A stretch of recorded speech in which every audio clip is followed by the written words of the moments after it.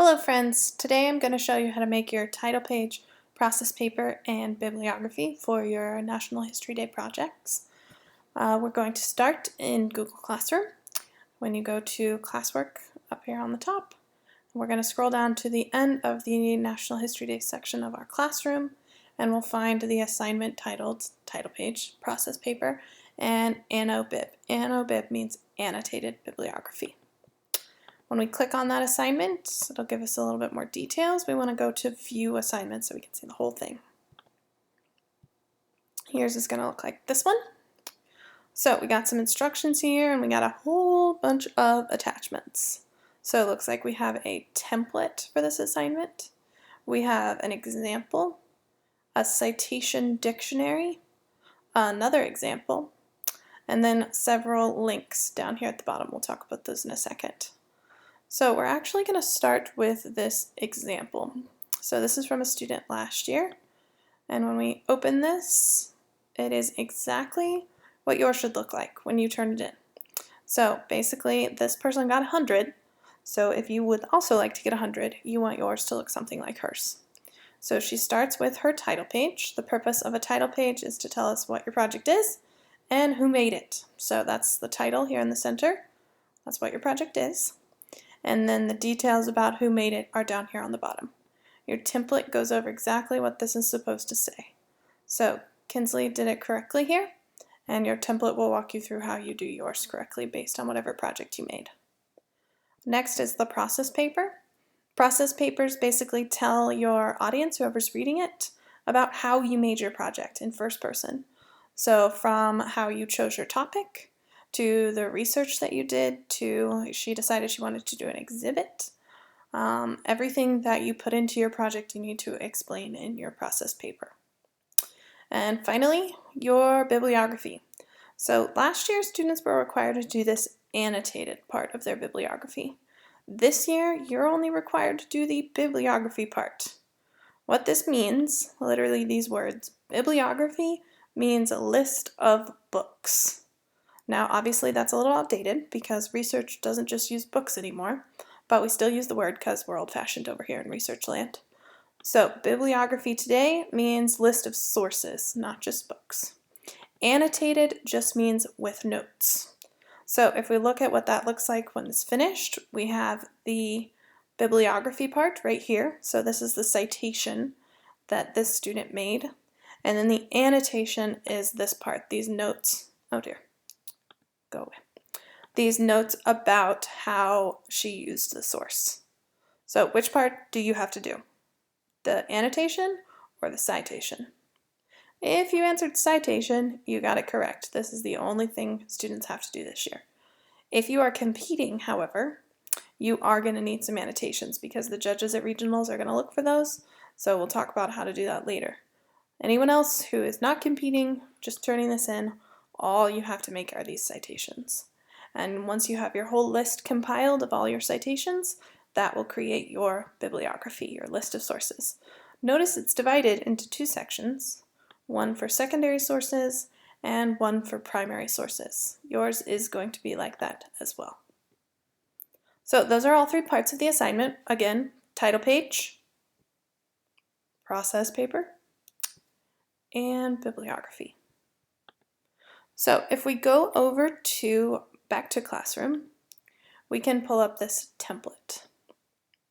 So as soon as you pull up this template, you should make a copy of it. You want to make one that's your own. So as always, we're going to go to File, Make a Copy. You're going to go to the beginning of the title. If it'll let me scroll over here. You want to delete copy of because it's going to be your only copy. And you're going to change template to your last name. If you're in a group, put all of your last names. And then click. Oh, you want to put it in your National History Day 2019 folder. So you click here and change that to the appropriate folder. Don't let it get lost in the mess of your drive. And then click OK. Now you can go ahead and close my view only template so you don't get confused. And now you have your own template here to work with. So when we look down the page, we basically see what we saw in the example, except it's blank. has a lot of instructions, but no content. So basically all we have to do is take the instructions here, especially for the title page, and just fill in our information here.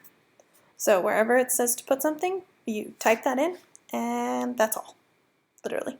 So here you're going to erase this and say Frida Kahlo, or whatever your project title is.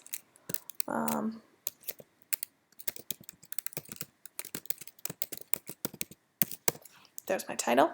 Notice I did not leave the brackets there. Those are just to tell you that's something you should replace. I made this project by myself, so I just type my own name in here. Notice junior division is not in brackets, so that is something that I mess with, or leave alone. If you said leave alone, you are correct.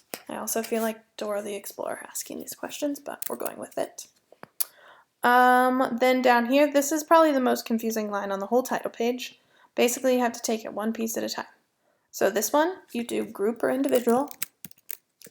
I only put my own name, so I'm going to put individual. And then this, I just delete the whole thing and change it to whatever my project type was. So individual documentary. Why not? Just like that. So it looked really scary. All I'm asking for is individual or group, and then the category you chose. Group, exhibit, individual, website, etc. Number of student-composed words in my documentary. Well, that doesn't matter for documentary, so I can actually delete this line if I did a documentary. If I did an exhibit, then I would need to fill this in with the number of words in my exhibit. And usually it's right around the limit of 498 words. You should know the number of words in your exhibit. If you don't, you need to go back and count them. The next line is for my process paper. I can't fill this in until I've written my process paper, so I haven't done that yet, so I can't fill that in yet. Don't forget to come back and do that when you're done though. Okay, that's all that I had to do for my title page. Literally took 5 minutes. No, not even. Took 30 seconds. That's all it should take you to. So we're ready to move on to our process paper. Okay, so I strongly encourage you to read all of these directions before you begin. The process paper is easy to write. Again, you get to write it in first person. It's about your experience. It's supposed to be an easy thing and kind of a fun thing to write, but you can easily do it wrong if you don't read the directions. So these are all here to help you. Notice there is a word limit of 500 words is the absolute max. I will only read your first 500 words. So if it's 1,000 words, I'm only going to read the first half and grade it as if you only wrote that half. It does need to be in paragraph form. So again, if you don't know what that means or don't know what it should look like, you should come back to the example and look at this one. Because again, this person got 100. She did it exactly right. So you need to do something similar to what she did. Here are some questions that you can work into your writing. Notice I do not want it in bullet points, so I do not want you to answer these questions as if it was a worksheet. I do not want you to type right here, I looked at these list on Classroom. No, that's wrong. That is not the point of this assignment. I want you to work the answers to these questions into your paragraphs. For example, this question, this person started off with that at the very beginning, but she made it into a sentence. I chose the Montgomery bus boycott as my topic because I have always been interested in the civil rights movement. I love the passion and determination in people fighting for equality and wanted to find a strong example of that. So she took this question and she used it as a starting place for her first paragraph. So once you read through this, have a good understanding of what you need to be writing. You need to start writing down here. Notice there are brackets. That means that needs to be replaced with your information. Do not start writing up here. I have set this because I am a Google Docs wizard to be exactly the right formatting. It's supposed to be double-spaced. It's supposed to be this size. It's supposed to be this font. If you change any of this, it will be wrong. If you don't use this section of your paper, it will not be in the correct format, and you'll have to format it yourself. If you start typing here with whatever you want to say, it will be formatted correctly and you won't have to change anything. If you don't listen to the directions or you click in the wrong place, it's not going to work. So please pay attention to that. And again, that's it for your process paper. Once you're done writing, you've read over the directions, you're sure your writing matches what it's supposed to be, then you can take all of these directions between the two lines and including the two lines, and you can delete it. And then all that'll be left is what it's supposed to look like, which is the word process paper and then your writing again, just like this example. So if you have two lines here, that means you didn't do it correctly. Where am I going? Here we go. If yours looks like this, that's wrong. You were supposed to delete that line once you are done writing. Easy to fix, but it'll lose you a few points for formatting. Okay, so we've already done 2/3 of our assignment. We've done our title page, we've done our process paper, and now it's time to work on our bibliography. So again, when we scroll down to this 3rd page of our template, we're going to have a lot of directions to read through. So again, these directions are extremely important. I'm not going to sit here and read them to you. You can read them yourself, but you need to do that. You need to read them, you need to follow them, or you're going to be lost and confused. I don't want you to be lost and confused, so you need to read the directions. Okay, so basically what we need to do to create our bibliography is to create citations. Citations are fancy ways to explain what a source is and the people who made the source. So again, when I was in school, I had to do this by looking up all of these different ways to cite things in a book, but thank goodness for the magic of the internet, now we have a lot of ways to help you do this that I didn't have. So what we're going to use is something called the citation machine, and that's literally what it is. It's going to make your citations for you. So I'm going to start by clicking on that link in the directions. It's going to take me to a page that looks like this, and then I'm going to have some choices here. Scan my paper. Don't do that. It makes you pay for it. You don't want to do that. We want to create citations. So we click Create Citations. We choose MLA style. There's lots of different ways to cite your sources, lots of different styles. History Day accepts APA or MLA. I prefer MLA, so that's the one we're going to use. Okay, so now we've got our citation style selected. Now we need to say what we're going to cite. So what's our first source? So at this point, you're going to need to have your sources available. So you're going to have to go into your Google Drive. You're going to have to find your research resources, wherever you've been keeping them. Hopefully you have them all nice and neat on a Google Doc. Otherwise you might have to go back to your outline. You're going to have to go to wherever you've been keeping all your sources because you have to cite all of them. Everything you used in your project has to appear in your bibliography. That's a huge part of your grade. So you're going to have to go through and filter through every source that made it onto your project and make sure it also makes it into your bibliography. So I have a small selection of sources here that I used in my imaginary project. So this is what I'm going to use to create my citations. So secondary sources tend to be easier, so we're going to start with those. I'm going to choose this history.com one because a lot of people use history.com, and I want to show you how to cite something there first. Okay, now that I have my source, I can go back to my citation machine and I can start filling things in. So now I know it's website. I'm going to go to this manual entry mode. Okay, this is everything I need to find out about this website to create a citation. So start with the easy stuff, article title. Surrealism history. So I can literally just take this, Command C to copy, Command V to paste, and I'm good to go. And author. So this is where it gets tricky, especially on websites.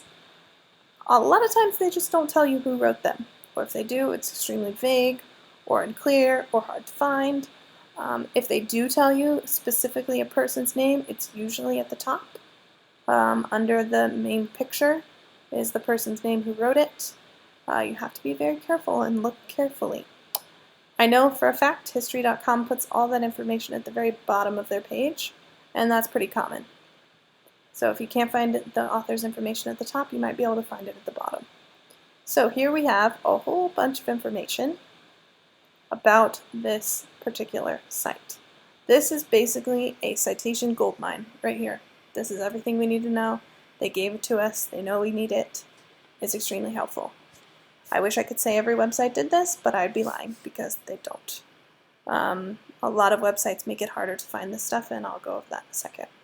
So for this one though, since they did give it to us, we might as well use it. The author is history.com editors, so we go ahead and put that in our author section. I like to just copy that and paste it. If it's like this, where it's a group of people, not a person's name, I like to put all of it in last name. Right there. Website title, history in all caps. Copy and paste that right there.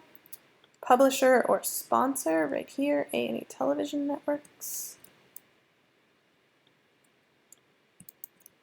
The URL, that's the Universal Resource Locator. That's this, the long name of a website with all the backslashes and all of that information. So they even give us that right here. Copy and paste that. Electronically published. We want to go with this last updated, the latest date, August 21st, 2018. August, what was it? 21st, 21, 2018. Notice they didn't give us a timestamp. So if they didn't give it to us, we can't put it. That's all I got. So again, if you're going to regionals, you're going to have to worry about this annotation section. If you're not, you leave it blank. If you are going to regionals, you add something in here about what the source is and where you got it from. So you might say something along the lines of, this is an article about the history of surrealist, I don't know how to spell that at all, surrealist art, and I used it in my historical context. That's all you would need for your annotation, just a quick summary of what that source is and how you used it in your project. So since most people aren't going to have to do that though, I'm going to delete it, and now I can click Create Citation.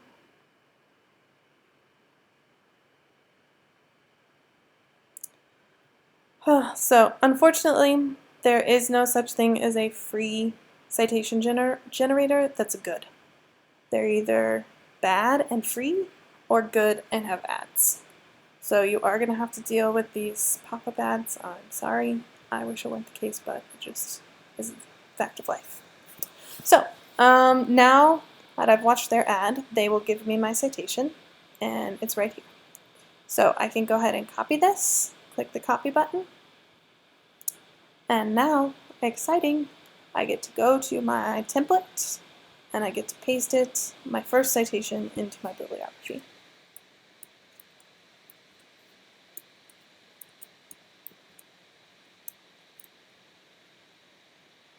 Do not want it to be bold though, so change this one bold. There we go. So that's it. I've decided my first source. I'm ready to move on to my next one. Notice how when I clicked enter, it made this into a blue underlined link. I do not want it to do that. So just click the delete button and it'll undo that change and leave it the way it's supposed to be. If yours are blue and underlined, it's not that big a deal, but technically they should not be. Okay, so I'm going to do a couple more sources. If you think you get it, you can go ahead and begin, but I'm going to do a couple more just to show you a little bit about this citation generator. So I'm going to go ahead and go to create another citation, and let's say this time I want to do a primary source. So I go to my research roundup, I want to do this one. So this is a secondary source article, but I'm going to say that I put this photo on my exhibit. So I'm going to click on this photo so I can get just the information about it. And then I'm going to go back to the citation generator and I'm going to try to figure out what this is. So I will tell you that most primary sources are going to be in this other category. Most of your secondary sources are going to be a website or a book or maybe a magazine, but most of your primary sources are going to be under other because you have to look at what it actually is. This is a photograph of Frida Kahlo around 1950. So while it is on a website, the source that I put on my project is not a website, it's a photograph. So I need to go to other, and I need to search through here for the best description of something like a photograph. This one's pretty easy. I think they actually do have photograph. Let's see. Yes, here we go. So this is a photograph. They have other similar things. Here's music or audio. Here's a letter. A lot of historical topics might have a letter as a primary source. A cartoon or a comic. Maybe you quoted the Bible. There is a way to cite a Bible. Here's some government documents, a lecture or speech. If you did a president, maybe you have part of their speech. You need to cite it from there. A map or a chart. A patent, if you did a scientist. A press release. There's basically everything you could have from when your topic was around is probably in this other category. But again, I have a photograph, so I'm going to click this one. Okay, so here you have an option. I have a couple people who use their personal photographs. So you can change it from personal photograph to not a personal photograph. Obviously, I did not take that picture, so I'm going to leave it in that option. The photo title is this. Doesn't really have a title specifically, so I just put this first caption here. I don't see a collection. Maybe actually this is the collection. This Holton Archive. So I put that here. Museum, institution. This would be the New York Times because that's the place that I found it from. City or place where photo is located. I don't think it says that. Nope. So anytime that I absolutely cannot find something or it doesn't say or it's unknown, I can leave it blank. But that is the only time. If I've looked, I'm certain it doesn't exist, I can say, okay, it doesn't have that. Date created, the only thing I know is 1950-ish. Contributors, we don't really have, the photographer isn't known.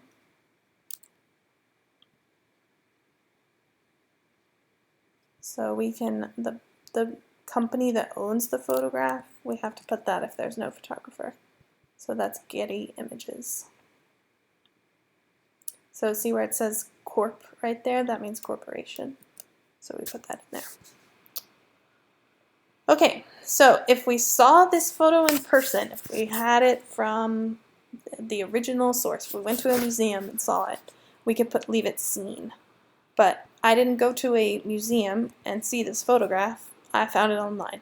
So I need to say that by clicking website. Website title, again, is New York Times. Let's see. We can go down to the bottom and find a publisher. I don't think so.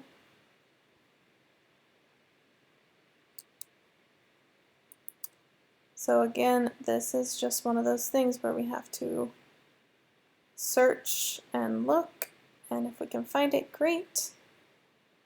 And if we can't, that's just the way it is. Okay, I don't see that. A URL, we definitely can get that. Command C to copy. Command V to paste. Electronically published, we can probably get that too. Yep, May 8th, 2015. 8 May 2015. We don't need an annotation. Okay, here we go. Create citation. So here we go. We're going to have to view an ad, which is very annoying, but it's just the way it is. Once we view that ad, we should be able to have our citation and again paste it into our primary sources section here. So you're going to repeat that process for every source you have until you're finished, and every single source you used on your project is in your bibliography. It's not easy. It's definitely like a scavenger hunt. You're going to have to search these websites for the information. I wish there was an internet law that said they had to provide everything you needed, but there isn't. So some websites make it really easy, some do not. You're going to have to do the best you can, look carefully. Basically, if you leave something blank and it's really not there, it's fine.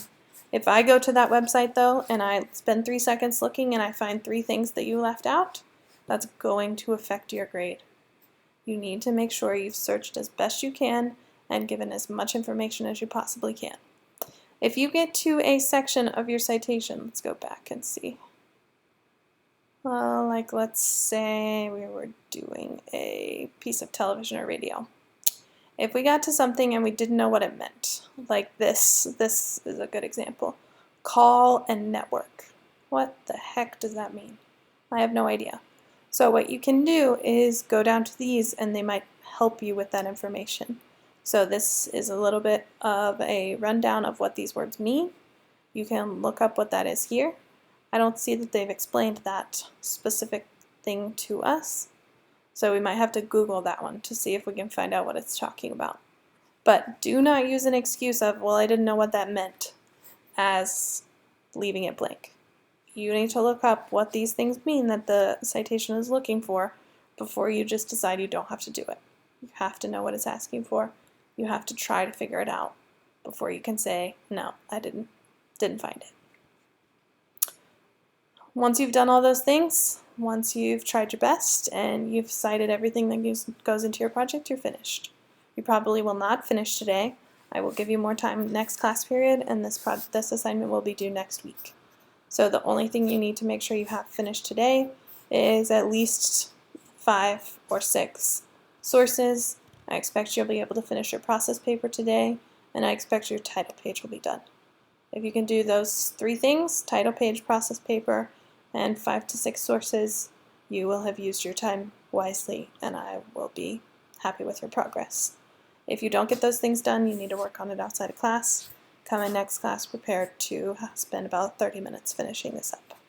Good luck. You'll do great. Try your best. Ask any questions you can from each other and from our lovely substitute helping us out today. Email me if you have major questions that the above can't help you with. See you next class.